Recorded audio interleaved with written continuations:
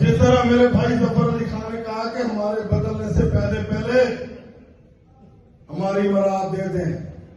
ورنہ اب جو تحریک چلے گی پھر وہ تحریک ساز ہوگی انشاءاللہ، پھر ایسی تبدیلی آئے گی، ایسا انقلاب آئے گا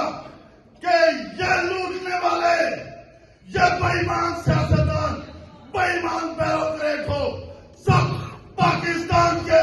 لٹیرے ہیں، اور ہمارا جہاد اس بے ایمان کے خلاف ہے، اس لٹیرے کے خلاف ہے۔ جو لٹیرا نہیں ہے ہم ان کو سلوٹ کرتے ہیں، جس نے بھی پاکستان کا، جس نے بھی پنجاب کا پیسہ لوٹا ہے، ہماری اس سے جنگ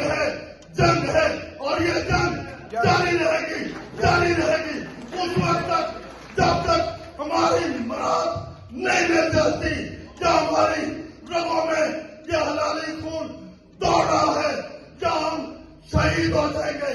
یا ہم جیلوں میں چلے جائیں گے، یا ہم اپنا حق لے کر